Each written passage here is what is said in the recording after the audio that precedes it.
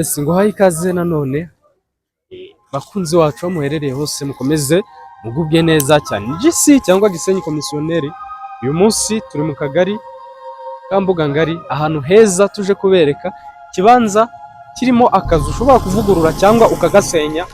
Kibanza gikora ku mihanda ibiri, utambika ujya kuri Buhuru. Urabona turi kuri kaburimbo, kandi kaburimbo nyabagendwa, ahantu hafite iterambere rimeze neza cyane. Iki kibanza gifite ubuso 350, gikora ku mihanda ibiri.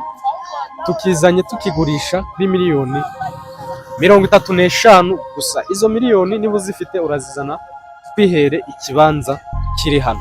Hano ushobora kubaka inzu kadastre ziza, kuko ni ahantu hacuritse, nta mazi ahareka, namwe murabireba.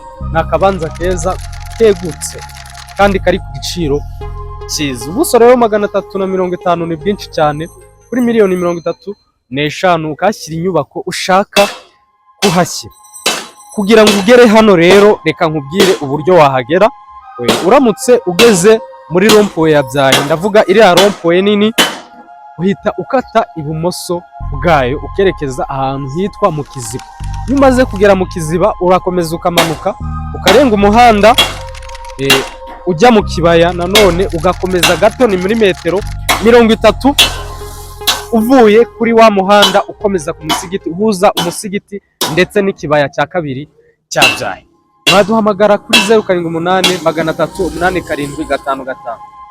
Uturuka mu mujyi rwagati kugera hano uri kuri moto ukoresha iminota 5 gusa. Mu gihe uri kuri moto, mu gihe uri n'amaguru ushobora gukoresha hagati y'iminota 20 n'iminota 25. Murumva ko hano hantu ari ahantu heza cyane. Abantu batanzwe bazi Mbuga Ngari cyangwa Petite Barriere, hano iki kibanza guturuka Petite Barriere kukigeraho ushobora kugenda hagati y'iminota 8 n'iminota 10. Naduhamagara kuri za nimero zacu, izo nimero mureba muri screen zanyu, hanyuma mukitungira ubutaka, ubuso bwiza bukora kuri kaburimbo.